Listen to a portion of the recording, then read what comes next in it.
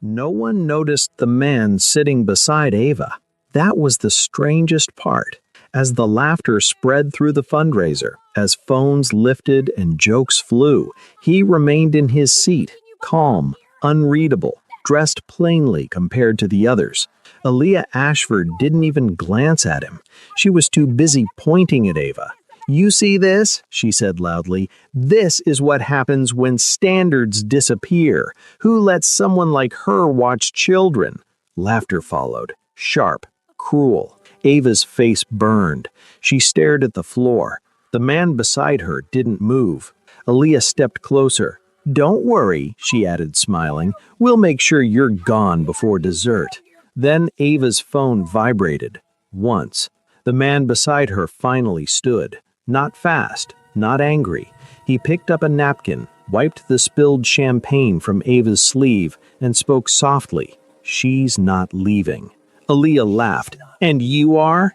He looked at her, almost curious. "The reason," he said, "your husband hasn't slept in 3 nights."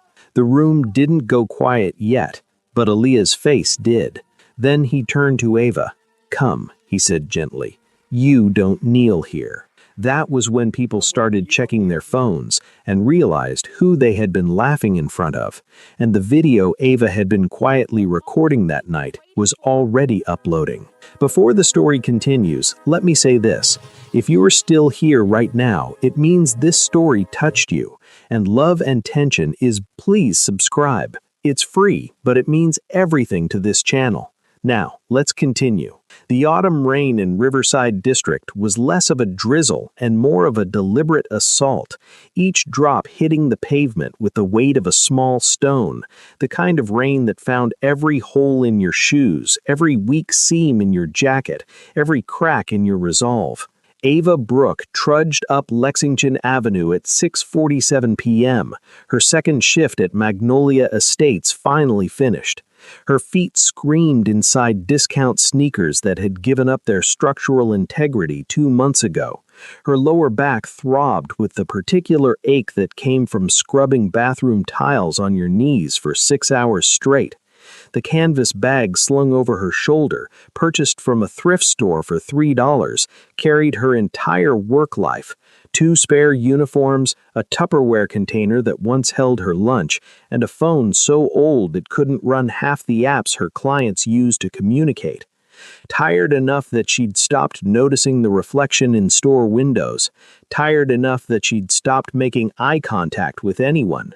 Tired enough that the person she had been 5 years ago, the woman who dreamed of opening her own daycare center, who'd taken early childhood education courses at community college, who believed in plans and futures, felt like a fictional character from someone else's story.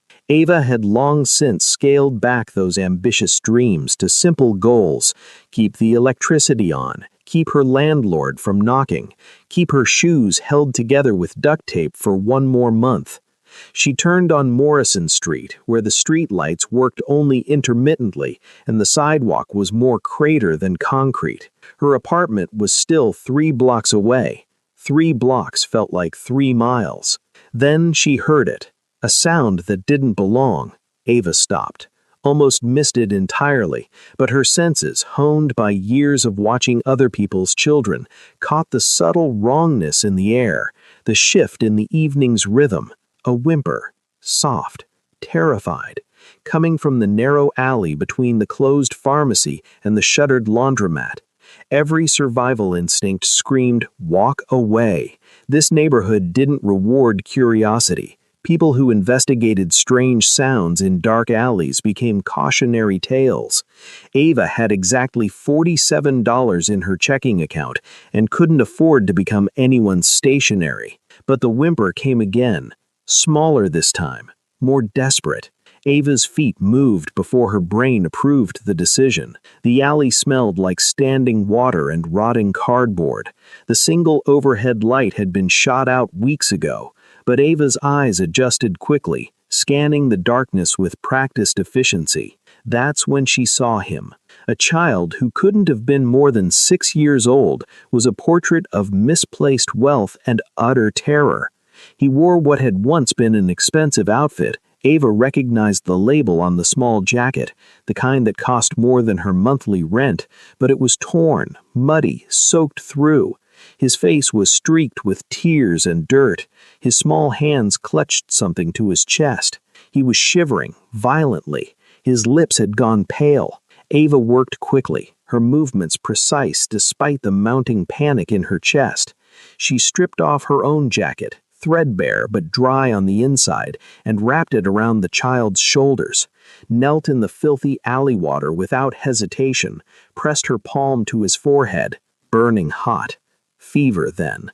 How long had he been here? The boy didn't speak, just stared at her with dark, frightened eyes. "Hey, baby," Ava said softly, using the voice she reserved for scared children. "My name is Ava. You're safe now. Can you tell me your name?"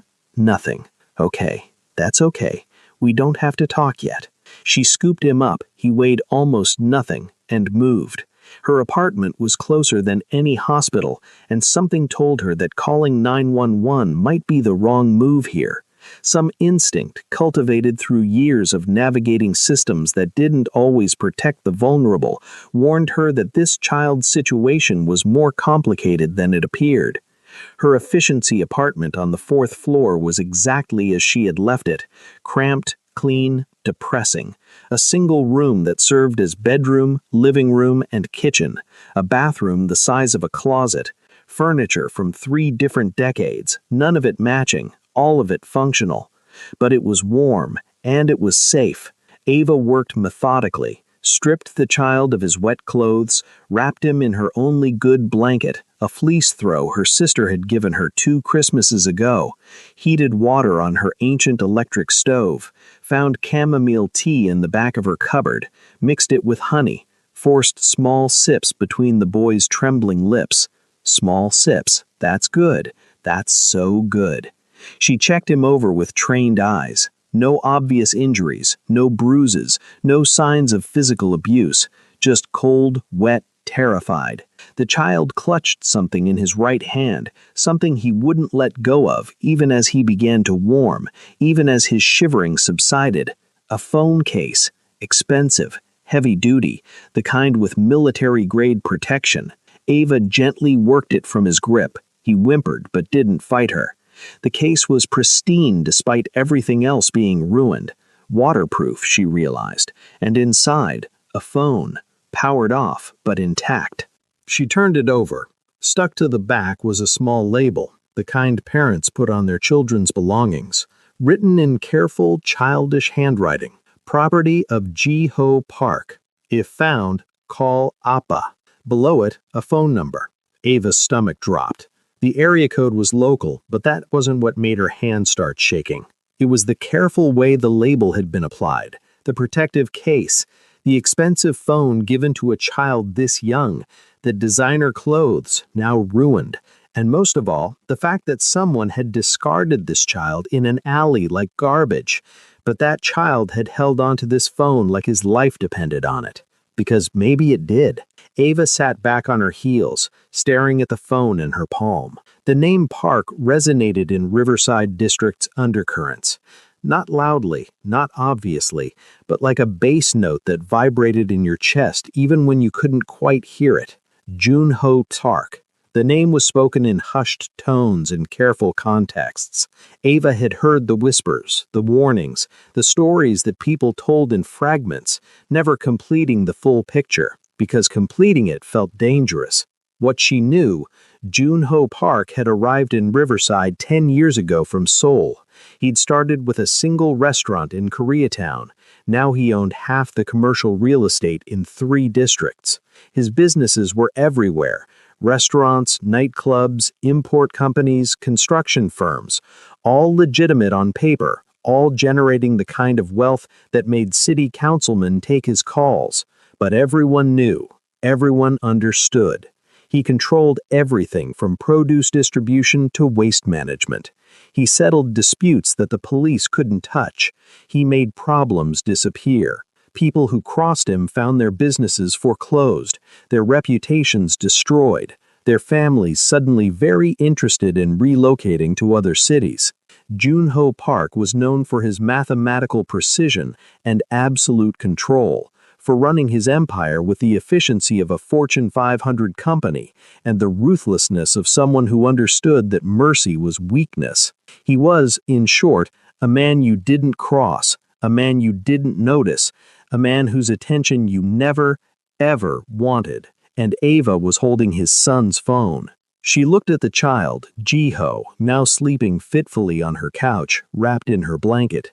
His fever had broken. His breathing had steadied. He looked so small, so fragile. Ava had a choice. She could call the police, report a found child, let the system handle it. But the system was slow, bureaucratic, and this child belonged to someone powerful, someone who wouldn't take kindly to official intervention, someone who might see police involvement as a threat. Or she could call the number on the label, thrust herself directly into the path of a man who terrified everyone who knew his name. Her hand was shaking so badly she almost dropped the phone. She pressed her other palm flat against her thigh, took 3 deep breaths, found the deep well of stubborn courage she'd kept hidden since the day her world had fallen apart. This was a child, a scared, lost child who needed his father. That was the only thing that mattered. Ava powered on the phone. The lock screen showed a photo. Jiho, younger, laughing, held in the arms of a man whose face was turned away from the camera. The background was expensive. A penthouse view, floor-to-ceiling windows. She navigated to the emergency contact. Only one number listed. Appa. Ava pressed dial. It rang once. Jiho. The voice that answered was sharp, controlled, but she could hear the fracture beneath it, the crack of terror being held together by willpower alone. "This isn't Jiho," Ava said, keeping her voice steady. "My name is Ava Brooke. I don't have long, so listen carefully. I found your son approximately 43 minutes ago in an alley on Morrison Street between Oak and Lexington. He's safe. He's in my apartment. He's scared but unharmed. I think he has a mild fever, but I've warmed him up and given him fluids." Silence. Absolute, paralyzing silence. Ava could hear her own blood rushing in her ears, could hear Jiho's soft breathing, could hear the rain still falling outside. "Repeat your name." The voice changed, polished veneer stripped away, revealing something raw underneath. "Ava Brooke." "Repeat the location." "Morrison Street, between Oak and Lexington. 4th floor walk-up, apartment 4C, building with the green door." "How did you—" The voice cut off. She heard him breathing, heard the sound of movement. Then, "Why didn't you call the police?" "Because," Ava said carefully, "I know who you are, and I know that your son being found by police would create problems you don't need. I worked as a childcare provider for 7 years. I know how to care for children. Your son is safe, and I'm calling you directly because that seemed like the fastest way to get him home." Another beat of silence. "You knew who I was, and you called anyway. It wasn't a question." "He's a little boy," Ava said simply. "He's scared. He wants his father. That's all that matters." She heard something that might have been a sharp exhale, might have been a laugh, might have been something else entirely. "Don't move. Don't let him leave your sight. I'm coming." "How long?" 12 minutes. The line went dead. Ava sat in the dim light of her apartment, phone still pressed to her ear, and realized she'd gambled her entire life on a single bet, that a man known for ruthlessness might also be a father who loved his son. 12 minutes felt like 12 hours. The sound reached her first. Not sirens, nothing so obvious, but at 7:23 p.m., exactly 12 minutes after the phone call ended, Ava heard the change in the street's rhythm, the sudden silence of other cars, the way ambient noise seemed to retreat. Then, the deep rumble of multiple high-performance engines. Ava moved to her single window, careful not to disturb Jiho, and looked down. 4 black SUVs had arrived simultaneously, blocking both ends of Morrison Street with military precision. Not the kind of SUVs you bought at dealerships. Custom, modified, the kind with reinforced doors and windows that didn't shatter. Doors opened in unison. Men emerged, 12 of them, moving with synchronized efficiency, fanning out to secure the perimeter. 2 remained by each vehicle. 4 moved to the building's entrance. 2 took positions on the street. No flashing lights, no drawn weapons, but the message was clear. This building now belonged to someone else. Ava heard footsteps in the stairwell, multiple sets, moving fast but controlled. Her door was the original from 1987, thin and hollow. It wouldn't stop anyone who wanted in. She'd never bothered to feel afraid of that before. She had nothing worth stealing. Now, standing between that door and a sleeping 6-year-old, she realized how vulnerable she actually was. The footsteps stopped outside her door. A pause. Then a knock. 3 times. Not aggressive. Almost polite. Ava checked Jiho, still sleeping, and crossed to the door. Opened it. 6 men stood in her narrow hallway, filling the space completely. Professional. Alert. Their eyes scanned her apartment in seconds, cataloging every corner, every potential threat, every exit. The one in front met her gaze. Miss Brooke. Yes? We need to secure the location before Mr. Park enters. May we? It wasn't really a question, but Ava appreciated the pretense. The child is sleeping on the couch, she said. Don't wake him. They moved past her, efficient. 2 checked her bathroom and single closet, cleared both in seconds. 2 examined the windows, the fire escape. 2 remained by the door. The sweep took less than 30 seconds. Clear, one said quietly into a small radio. Then he entered. Jun-ho Park was nothing like the stereotypical crime boss from movies and television shows.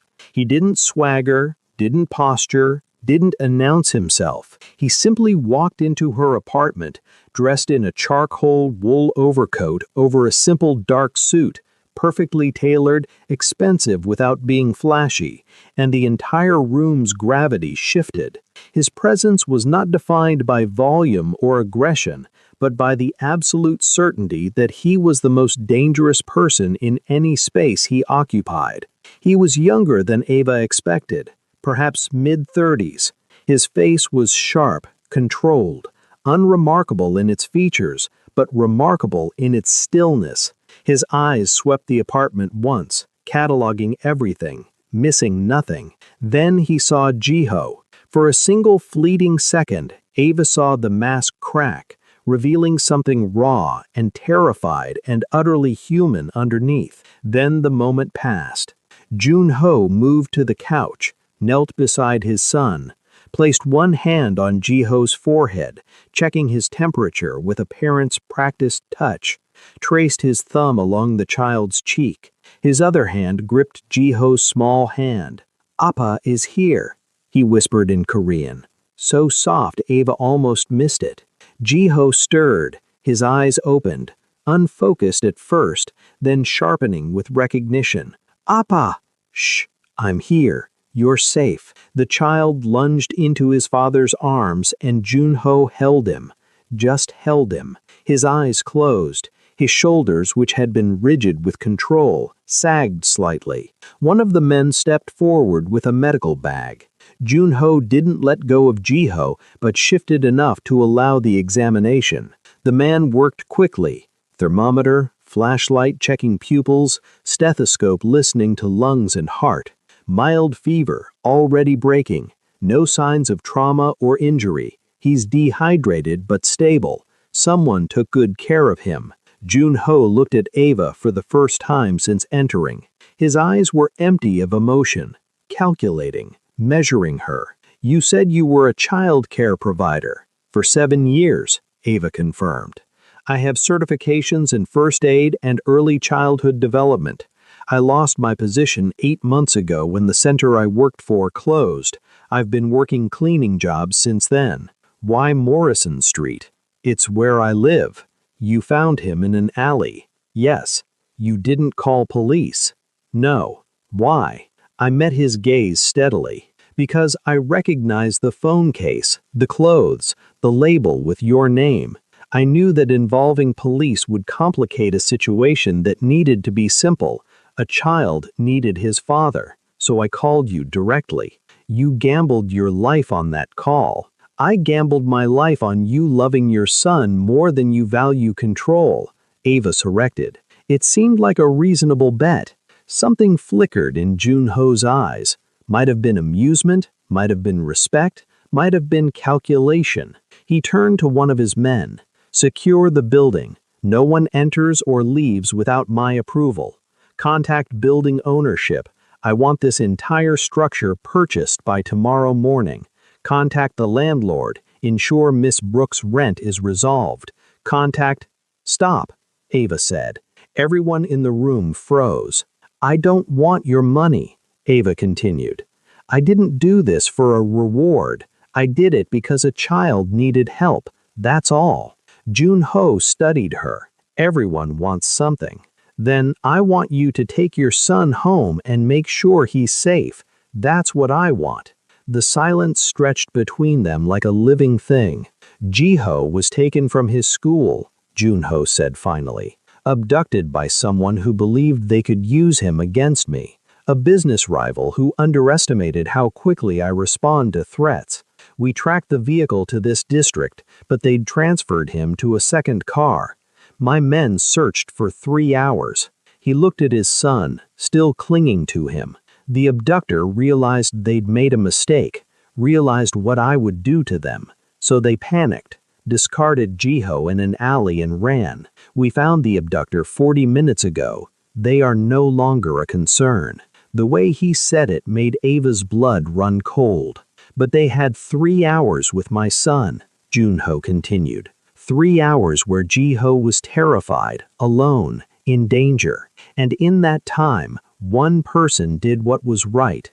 One person chose to help instead of walk away. One person risked everything to call a man she feared because a child mattered more than her own safety. He stood, still holding Jiho.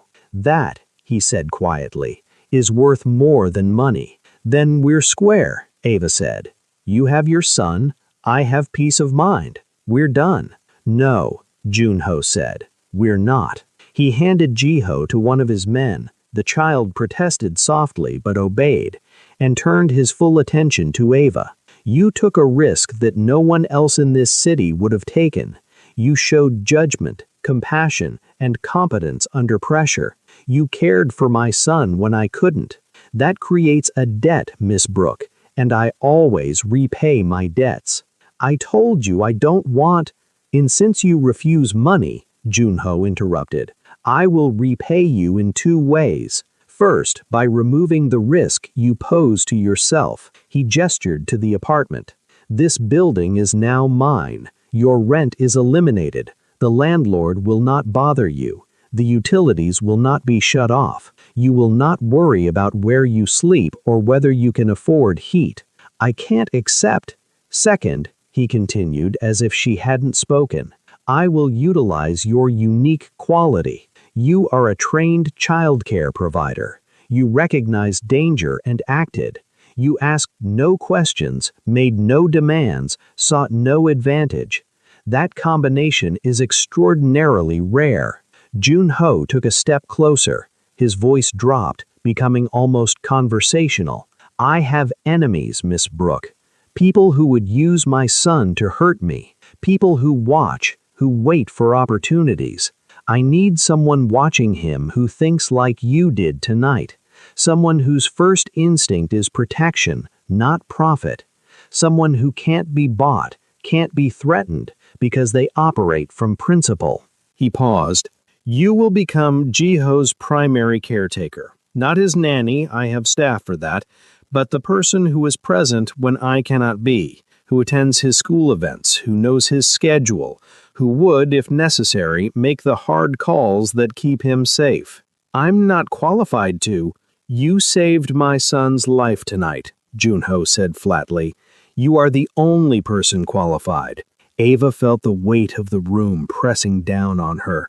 Every man watching, every exit covered, the reality of the situation crystallizing with brutal clarity. This isn't a request, she said slowly. No, it's a debt being repaid. Your life was struggling, unstable, uncertain. I'm offering you stability, safety, and purpose. In exchange, you will have one other duty, a debt of honor. Junho's expression didn't change, but his voice carried absolute certainty. You proved tonight that you have integrity in a world where it's negotiable. That is rare in my world, Miss Brooke. That is the only thing of true value that you possess, and I am claiming it. He moved to the window, looking down at the street where his vehicles waited.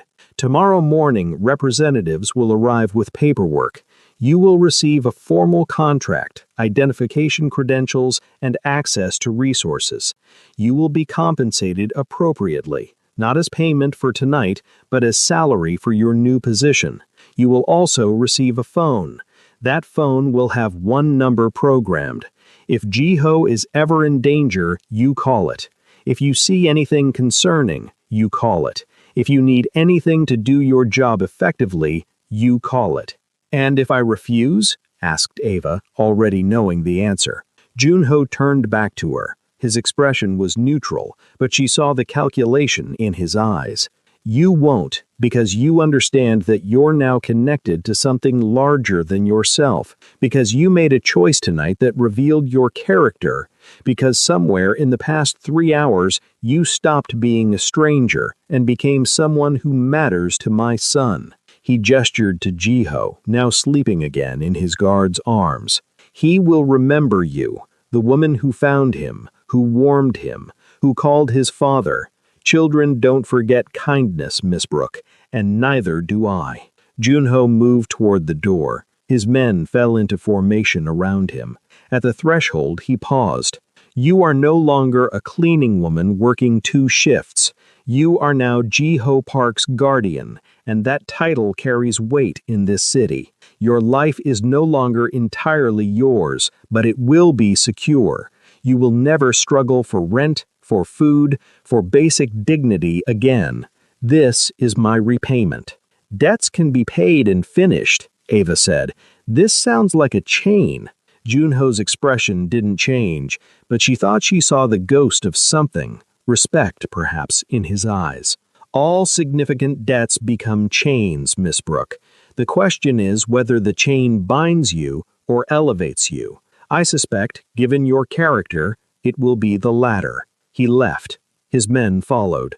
The door closed with a soft click, and Ava stood in her tiny apartment, which was apparently no longer hers, not really, staring at the evidence of how completely her life had transformed in the span of 3 hours. On her kitchen counter, a business card Junho had left behind, heavy stock paper, embossed lettering, a single phone number. On her couch, the blanket that had warmed a terrified child, now abandoned. In her mind, the absolute certainty that she had traded her quiet, struggling existence for something infinitely more complicated. She'd gambled her life on a scared child's needs, and she'd won everything except her freedom. The representatives arrived at 8 a.m. precisely. Ava slept maybe 2 hours, her mind too wired to fully rest. She expected lawyers, maybe security personnel. Instead, 3 women arrived, professional, efficient, carrying leather portfolios and warm smiles that somehow felt genuine. The lead introduced herself as Min Ji, Junho's executive assistant. She set up a laptop on Ava's small kitchen table and began walking through contracts with practiced ease. Your official title will be Family Liaison Specialist. Your primary responsibility is Jiho Park's well-being and safety. You'll coordinate with his school, attend important events, and serve as primary contact for emergencies. She pulled up a calendar on her laptop. Jiho attends Riverside Academy Prep. School starts at 8 a.m., ends at 3 p.m. He has piano on Tuesdays and Thursdays, taekwondo on Wednesdays and Fridays. You'll need to be available for pickup when Mr. Park cannot be present, which is most days. Ava listened, her head spinning. What about my current jobs? Terminated as of this morning, with appropriate compensation, of course. Minji slid a check across the table. The amount made Ava's stomach drop. More money than she'd seen in a year. Your new salary will be deposited bi-weekly. Minji showed her the figure. Ava stared at the number. It was more than triple what she was making combined from both jobs. It was the kind of salary that meant security, savings, choices. It was the kind of salary that made it impossible to walk away. The second woman, introduced as Hana, handled logistics. A new phone, encrypted, according to her explanation, a security badge for Riverside Academy, keys to a modest but reliable sedan, purchased in Ava's name. The car is necessary for transport. It's equipped with GPS and a direct emergency line. Press the red button on the dashboard if there's ever a problem. The third woman, Sue Jin, handled wardrobe. You'll be attending various events with the family, she explained, taking Ava's measurements with practiced efficiency. School functions, some business dinners where children are present, occasional public appearances. Nothing theatrical, but you'll need appropriate attire. We'll have selections delivered by Friday. Ava felt like she was watching someone else's life unfold. What if I make a mistake? She asked finally. What if something goes wrong? Minji looked up from her laptop. Her expression softened slightly. Mr. Park doesn't expect perfection. He expects the same judgment you showed last night. Trust your instincts. Prioritize Jiho's safety and well-being above all else. If you're uncertain, call. Someone will always answer. She closed her laptop. Miss Brooke, I'll be direct. Mr. Park's world is complicated and sometimes dangerous, but his love for his son is absolute. You earned his trust last night. Not his money, his trust. That is remarkably rare in my world, Miss Brooke. That is the only thing of true value that you possess, and I am claiming it.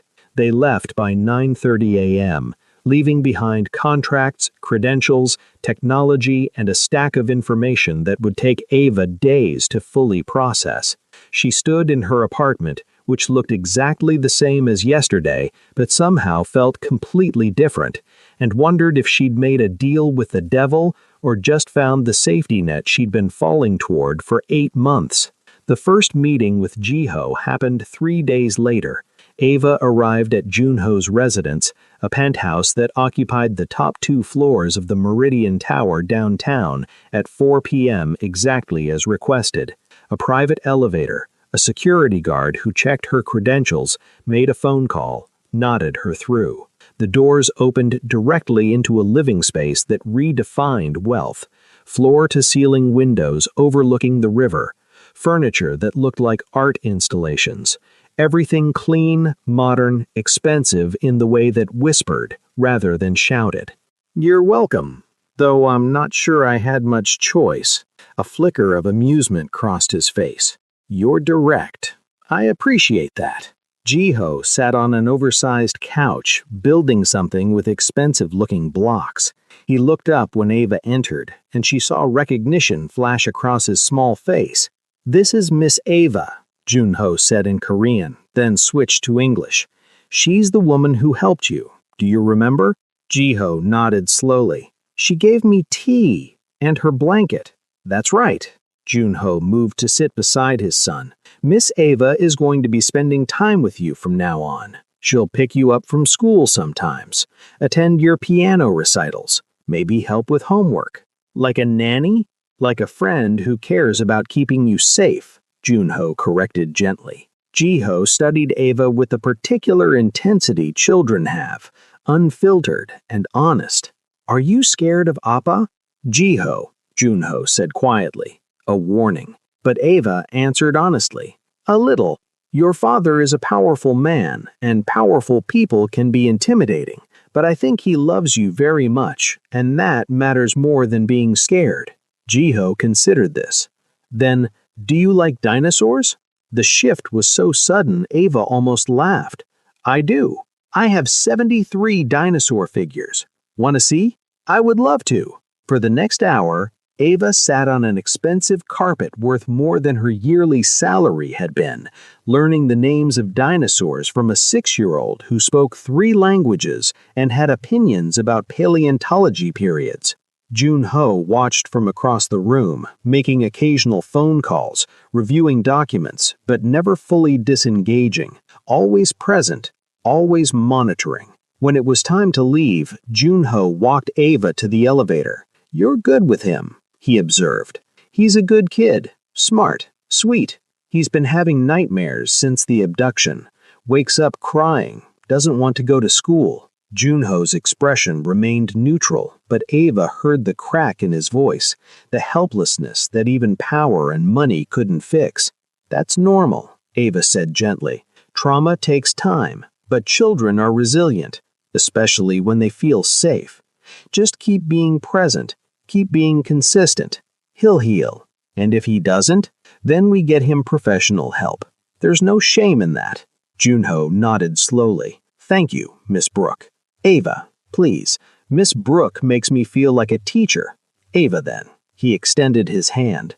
"Welcome to our world."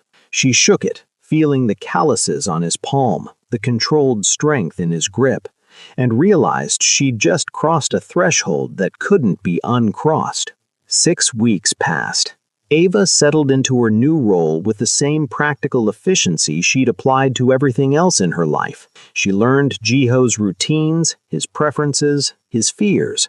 She showed up on time, made herself useful without being intrusive, kept her observations sharp and her reports concise. She also began noticing things, the way certain people reacted when they learned she worked for Jun-ho Park, the immediate respect tinged with caution, the way conversations would pause when she entered school pickup areas, then resume with forced casualness. The whisper network at Riverside Academy Prep was sophisticated and vicious. Wealthy parents who'd built entire identities around their children's achievements, their social positioning, their carefully curated lives. And then there was Ava, black, visibly plus-sized in a world obsessed with thinness, working class in designer clothes that never quite fit right because Soo-jin could only do so much with alterations, walking into spaces where she clearly didn't belong, collecting a child who happened to be the son of the most dangerous man in the city. The first few weeks, people were cautious, polite, uncertain how to classify her, but by week 4, someone had done the research, found her LinkedIn profile from when she'd been job hunting, discovered she'd worked as a custodian, cleaning toilets at Magnolia Estates. The shift was immediate. Polite distance became cold shoulders, friendly waves became turned backs.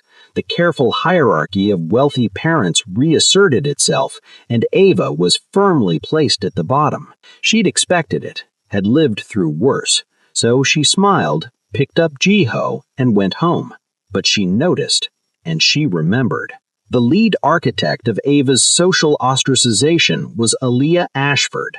Tall, elegant, perpetually dressed like she was heading to a magazine photo shoot, married to Marcus Ashford, some kind of tech entrepreneur who'd made millions in cryptocurrency, president of the Riverside Academy Parent Association, self-appointed queen of the school's social hierarchy. Aaliyah had made it her personal mission to ensure everyone knew their place, and Ava's place, according to Aaliyah, was nowhere near the rest of them. "I heard," Aaliyah announced loudly one afternoon during pickup, "that Jun-ho Park hired a former cleaning woman to watch his child. Can you imagine? I suppose when you make money through questionable means, you don't really understand proper childcare standards." Laughter from her circle, pointed looks at Ava. Ava kept her expression neutral, held Jiho's hand, and walked to her car. "Why do those ladies always laugh when they look at you?" Jiho asked as she buckled him in. "Some people laugh when they're uncomfortable," Ava said carefully. "It doesn't mean anything important. Appa says people who need to make others feel small are already small inside." Ava smiled despite herself. "Your Appa is a wise man." But the incidents accumulated. Aaliyah's accidentally excluding Ava from parent group texts about schedule changes, other parents whispering and falling silent when Ava approached, one particularly bold mother asking loudly if Jun-ho Park had hired help from one of those agencies that doesn't do background checks. Ava reported none of it to Junho. This wasn't danger, this was just everyday cruelty, and she'd survived worse. But she kept a mental tally, and she started carrying her phone everywhere, her record app always one swipe away. The Riverside Academy annual fundraiser was the social event of the fall season. Black tie, held at the Grandview Hotel's ballroom. $500 a plate, with proceeds going to the school's scholarship fund.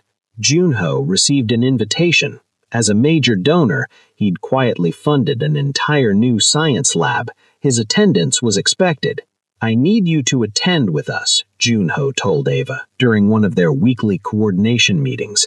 "Jiho will be there. Some parents bring their children. He'll need familiar support." "I'm not sure that's appropriate," Ava said carefully. "The other parents already—" "I know what the other parents think," Junho interrupted. His tone was flat, dangerous.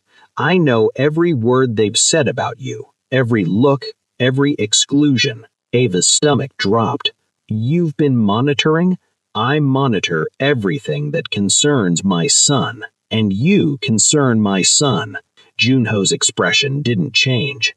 "The question is whether their behavior has compromised your ability to do your job. It hasn't." "Then you'll attend. Wear something formal. Sujin will coordinate." It wasn't a request. The dress Sujin selected was beautiful. Deep burgundy, expertly tailored, elegant without being flashy. Ava barely recognized herself in the mirror, but she also knew that no amount of expensive fabric would change how people saw her. The Grandview Hotel ballroom was spectacular. Crystal chandeliers, white orchid centerpieces, a string quartet playing softly, 200 parents in designer formal wear, sipping champagne, networking with a particular intensity of people for whom every conversation was transactional. Junho entered with Jiho and Ava. The room's attention shifted immediately. Not obviously, but definitively. Conversations continued, but eyes tracked Junho's movement. He looked devastating in a perfectly cut tuxedo, his presence commanding without effort. Jiho, in a small suit that matched his father's, held Ava's hand on one side and his father's on the other. They were seated at a prime table near the front. Junho had donated enough to earn premier placement. Aaliyah Ashford was 3 tables away. Ava watched her notice them, watched her expression shift from surprise to calculation to poorly concealed disdain. The dinner progressed. Speeches from the headmaster, the board president, various donors. Ava focused on Jiho, making sure he ate, keeping him entertained with quiet jokes and small observations. Junho was called to the stage to accept recognition for his donation. He gave a brief, gracious speech about believing in education and investing in the community's future. The applause was enthusiastic, but cautious, everyone clapping for the money while trying not to think too hard about where it came from. When Junho returned to his seat, Aaliyah chose her moment. She stood, champagne glass in hand, and approached their table with a particular confidence of someone who believed she was untouchable. "Junho," she said warmly, as if they were friends. "Wonderful speech. The school is so grateful for your generosity. Thank you, Mrs. Ashford. I hope you're enjoying the evening." Her eyes slid to Ava, and her smile sharpened. "I see you brought your staff. How progressive." Ava kept her expression neutral. Junho's expression didn't change, but something in his posture shifted. "I brought Jiho's guardian, someone I trust completely with the most important person in my life." "Oh, of course." Aaliyah's tone dripped false sweetness. "It's just that usually we reserve these events for parents and family. Staff typically wait outside or in the lobby, but I suppose different people have different standards." She'd said it loud enough that nearby tables heard. Conversations paused. Heads turned. "Perhaps," Aaliyah continued, emboldened by her audience, "you didn't realize. These fundraisers are really about the community coming together. People who share certain values, certain backgrounds. We wouldn't want anyone to feel out of place." Her eyes were on Ava now, making very clear whom she meant. "See this?" Aaliyah said, gesturing toward Ava with her champagne glass. The alcohol had loosened her tongue, made her cruel. "This is what happens when standards disappear. Who lets someone like her watch children? I mean, really, someone who used to clean toilets?" Laughter rippled through nearby tables. Not everyone. Some people looked uncomfortable. But enough. Enough phones were lifting. Enough smirks spreading. Ava's face burned. She stared at the floor, her hands clenched in her lap beneath the table. Junho remained absolutely still beside her. Then Ava's phone vibrated. Once. A message from Minji. "Recording active. Keep phone on table. Camera facing forward." Ava's heart hammered. She hadn't even noticed that Junho had sent the signal. Junho finally stood. Not fast, not angry. He picked up a napkin, wiped the few drops of champagne that had splashed on Ava's sleeve during Aaliyah's gesturing, and spoke softly. "She's not leaving." Aaliyah laughed. The sound was sharp, performative. "And you are?" Junho looked at her with something like curiosity, the way someone might observe an interesting insect. "The reason," he said quietly, "your husband hasn't slept in 3 nights." The laughter around them didn't stop yet, but Aaliyah's expression froze. Junho turned to Ava, his voice gentled. "Come," he said. "You don't kneel here." He offered his hand. Ava took it, stood on shaking legs. That was when people started checking their phones. Because Junho Park wasn't just wealthy, wasn't just powerful. He was the man who controlled half the city's commercial real estate, including the building where Marcus Ashford's company was headquartered.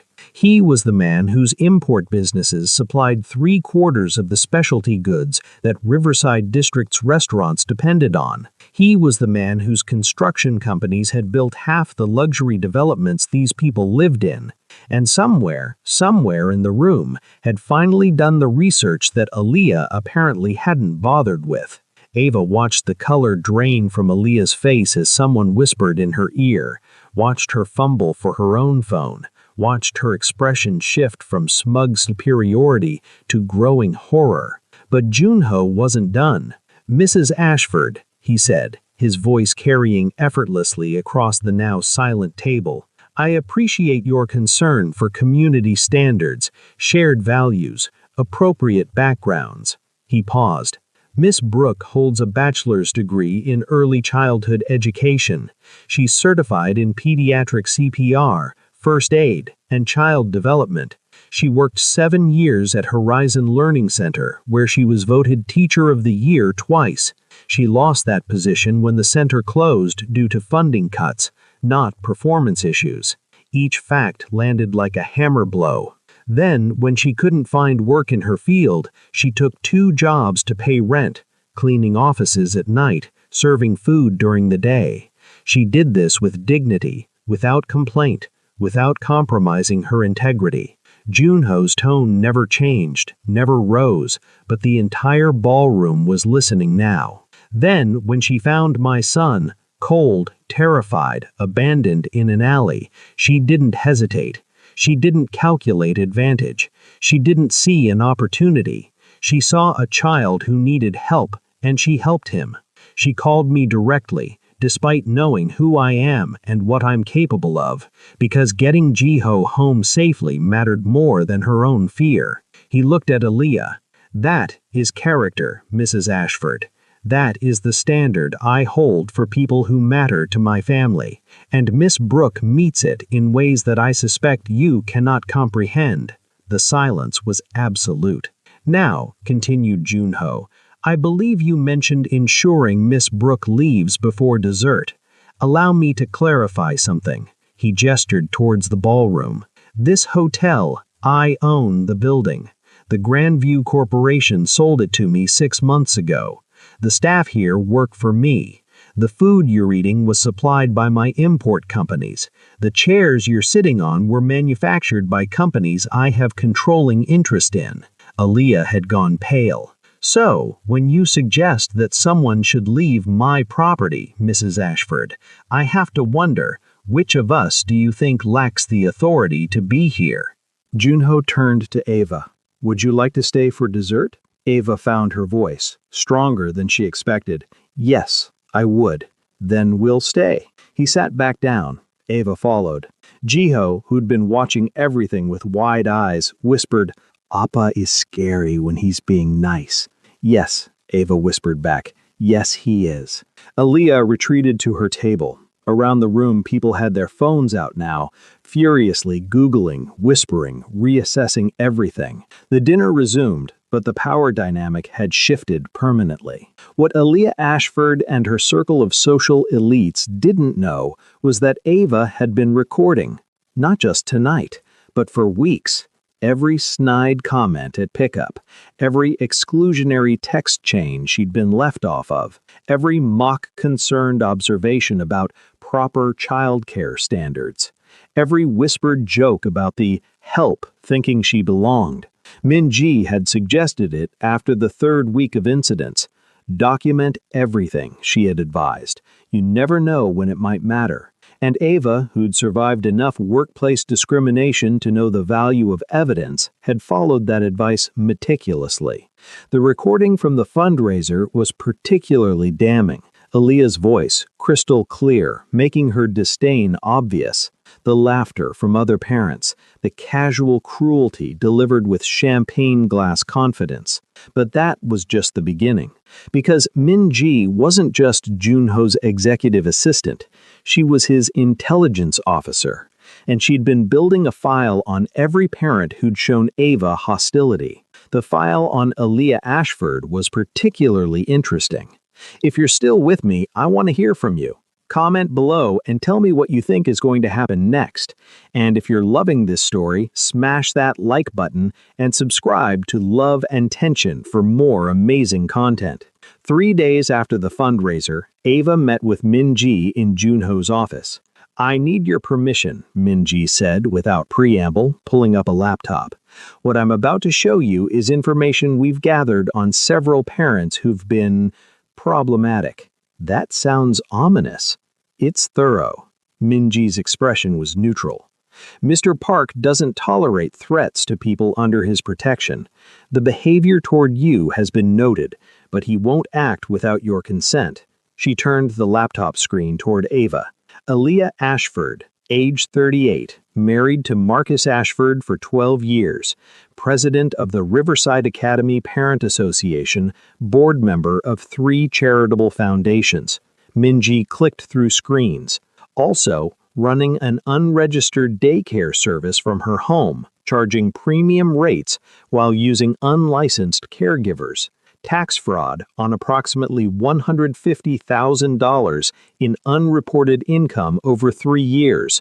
Multiple complaints to the licensing board that were suppressed through personal connections. Ava's eyes widened. She's been mocking me for childcare standards while running an illegal daycare? The irony is remarkable, Min-ji agreed, but it gets better. More screens. Marcus Ashford's company, Ashford Tech Solutions, has been systematically underreporting earnings to avoid taxes. Their cryptocurrency platform facilitated money laundering for at least 6 criminal organizations, inadvertently, we believe, but their negligence is prosecutable. They've also been violating labor laws, classifying full-time employees as contractors to avoid paying benefits. How did you get all this? Min-ji smiled slightly. Mr. Park's businesses operate in various sectors. We have access to information that most people don't, and we're very good at connecting dots. She showed Aaliyah more files. Jessica Hartford, one of Aaliyah's closest friends and most vocal supporters of Ava's exclusion, embezzling from her own children's college fund to support a gambling addiction. 3 offshore accounts her husband didn't know about. Brandon Chen, who'd loudly questioned Ava's background check status. currently being investigated by his company's HR for sexual harassment complaints from 4 different employees. Christine Morrison, who organized the group text chains that excluded Ava, plagiarized her master's thesis, a fact that several professors at her alma mater had recently been made aware of. This is... Ava couldn't find words. Comprehensive, Minji finished. Mr. Park's philosophy is simple. People who live in glass houses shouldn't throw stones. People who've thrown stones at you have very fragile houses. The question is whether you want those houses to shatter. Ava stared at the screen. All this information, all this leverage, all this potential destruction. What are my options? Option 1, we do nothing. You've been vindicated publicly at the fundraiser. Junho made his position clear. Many parents will recalibrate their behavior. And option 2, Minji's expression didn't change. We expose everything. Not directly, that would be crude, but information finds its way to appropriate authorities. Tax agencies, licensing boards, company HR departments, university ethics committees, the press where relevant. You're talking about destroying these people's lives. I'm talking about consequences for choices they made. Minji closed the laptop. They chose to target someone who worked hard, acted with integrity, and protected a child in danger. They chose cruelty over kindness. They chose to mock your background while hiding their own hypocrisy. This isn't destruction, Ms. Brooke. It's accountability. Ava stood, walked to the floor-to-ceiling windows overlooking the river. The city spread below, all lights and movement and intersecting lives. If I say yes to this, I'm becoming like them, using power to hurt people. No, Minji said quietly. They hurt you for entertainment, for social positioning, for ego. You would be revealing truths that protect others from their behavior. Aaliyah's unlicensed daycare put children at risk. Marcus's platform facilitated actual crimes. These aren't innocent people being persecuted. They're people who've been getting away with things because they had the right connections and enough money to avoid scrutiny. Ava turned back. And if I say no, then we don't act. Your choice matters here. The weight of it settled over Ava like a physical thing. The power to reshape lives. The responsibility that came with Junho's protection. I need to think about it. Of course, Minji stood. Take whatever time you need, but know this. These people will continue their behavior if there are no consequences. Not just toward you, but toward anyone else they perceive as beneath them. Power unchecked becomes cruelty. You have an opportunity to check it. She left Ava alone in the office. The city spread below, a decision waiting.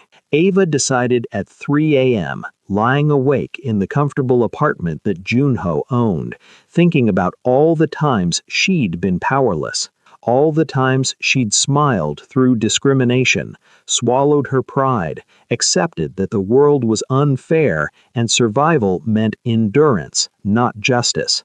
But she also thought about Jiho, about teaching him through her actions what it meant to stand up for yourself, to set boundaries, to understand that kindness didn't mean accepting abuse. She called Minji at 7 a.m. Option 2, Ava said, but with conditions. Only expose information that protects others or corrects genuine injustice. Nothing petty, nothing cruel. I don't want revenge. I want accountability. Understood.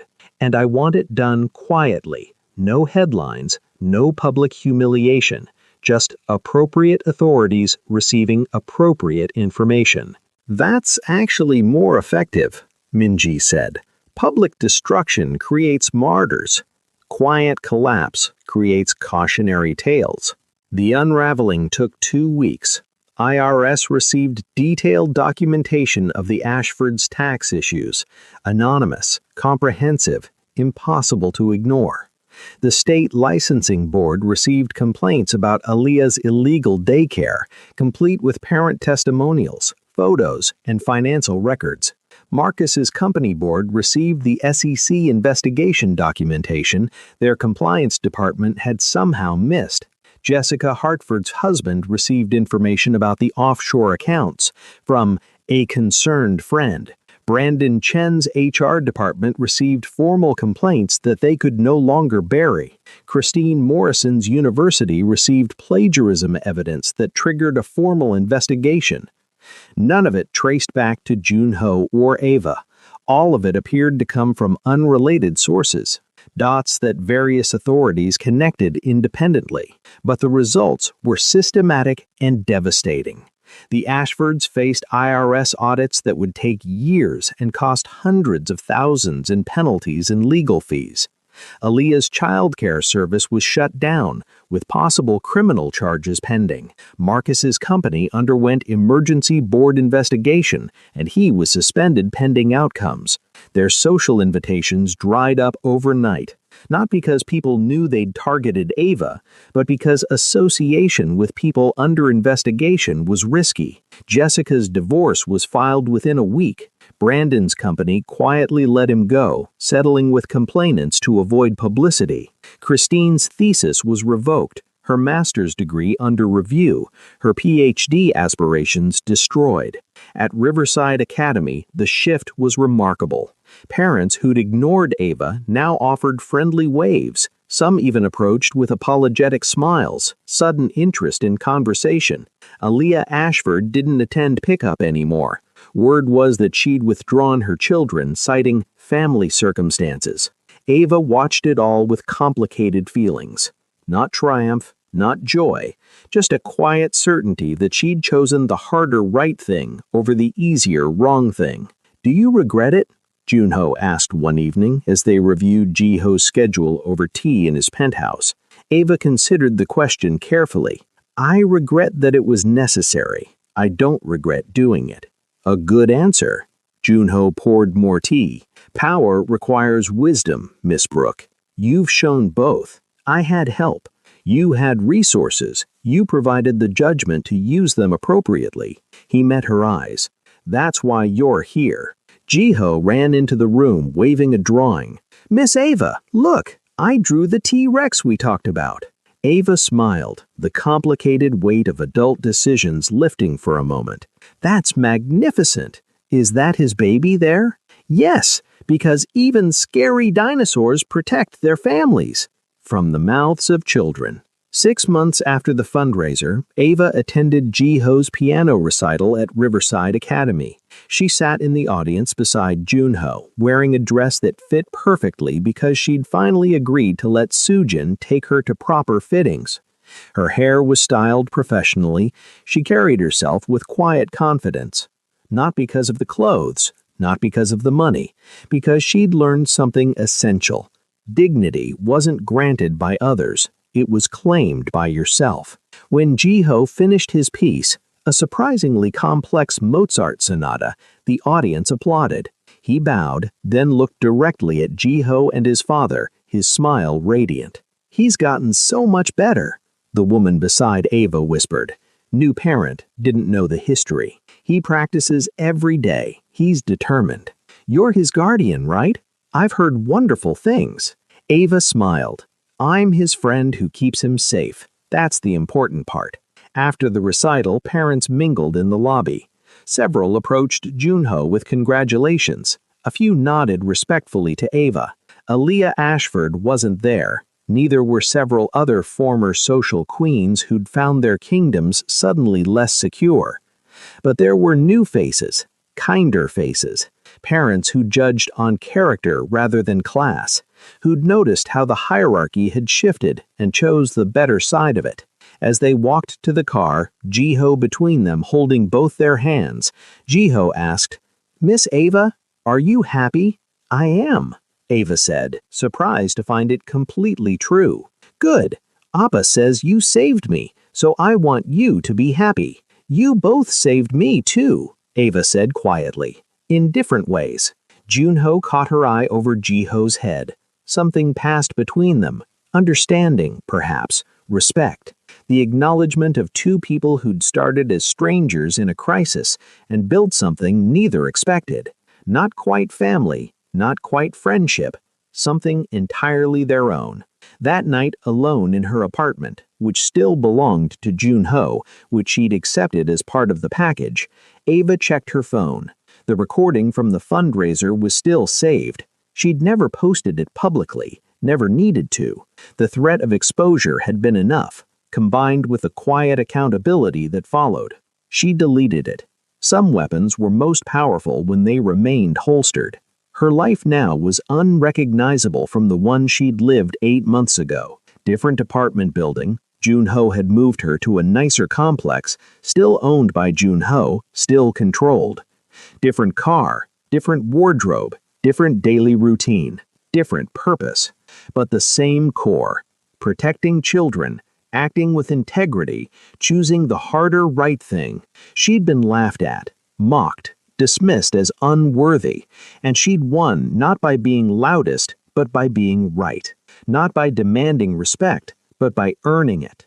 Not by destroying her enemies, but by exposing truths that needed light. Ava Brooke had walked into an alley on a rainy night and found a scared child. And in saving him, she'd saved herself. Not from poverty, though that burden had lifted. Not from struggle, though her life was easier now, but from the quiet despair of believing that kindness was weakness, that integrity was vulnerability, that standing up for yourself meant becoming cruel. She'd learned that power could be wielded with wisdom, that accountability wasn't vengeance, that sometimes the best revenge wasn't destruction, but living well, standing tall, and never apologizing for being exactly who you are. Ava Brooke had walked into an alley on